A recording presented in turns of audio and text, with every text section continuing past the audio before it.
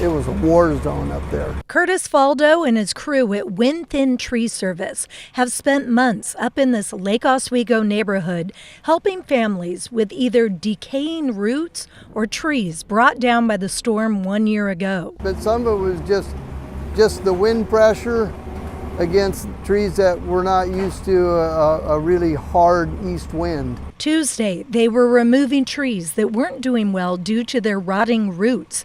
But right up above this home, Faldo says the neighborhood lost about 20 trees along Del Prado Road. We heard a lot of noise, things dropping, and then two neighbors across the street both called simultaneously saying, "Get out of your house." Brian Altman and his family had 2 trees removed when a neighbor's massive tree nearly smashed into his house.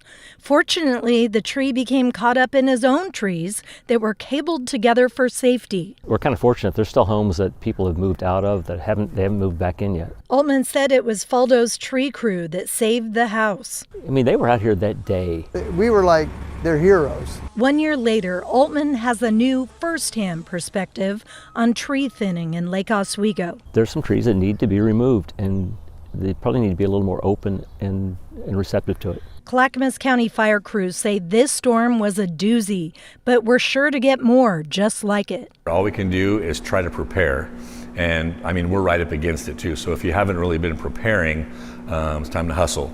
The Lake Oswego Public Works Department says keep water and food supplies in your home. Make sure your fireplace and furnace are in working order.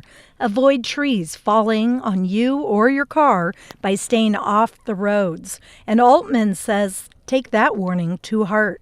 You look back, what do I value in the house? And you go through, you take pictures. What is it I would run out? You watch the fires in LA.